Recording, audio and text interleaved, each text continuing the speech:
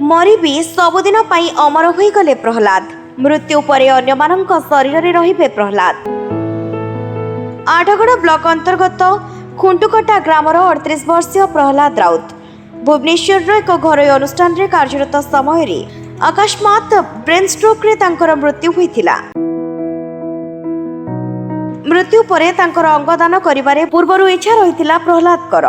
तेणु तांकर निष्पत्ति को सम्मान जणाई प्रहलाद को शरीर विभिन्न अंग दान करा जायछि। तांकर मृत्यु खबर पाई गाँव रे शोकाकुल परिवेश सृष्टि होइथिला। गाँ श्मशान रे प्रशासन पक्षरु आठगड़ थाना अधिकारी उपस्थिति रे राष्ट्रीय सम्मान देवा सहित शेषकृत्य संपन्न करा जायछि। 2 वर्ष तले तांकर विवाह परे तांकर 6 मासर एक कन्या संतान अछंती। प्रहलाद राउत मृत्यु परे पूरा परिवार एवं भांगी पड़िछंती।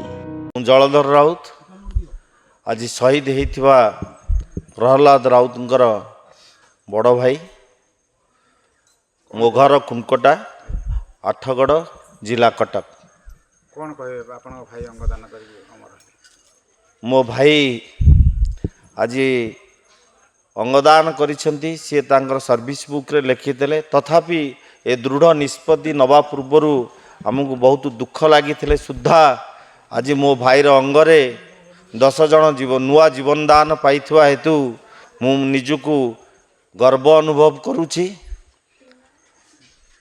मो भाई प्रति श्रद्धांजलि ज्ञापन करुछि तथा तांकर स्त्री जे मिता राउत से मध्य एथिपाई कृतज्ञर पात्र। कारण तांकर विभागर मात्र 2 वर्ष होइतेला से मध्य एथिरे सम्मति प्रकाश कले। सेथिपाई मु मध्य तांकु मो तरफरु अशेष अशेष धन्यवाद दउछि।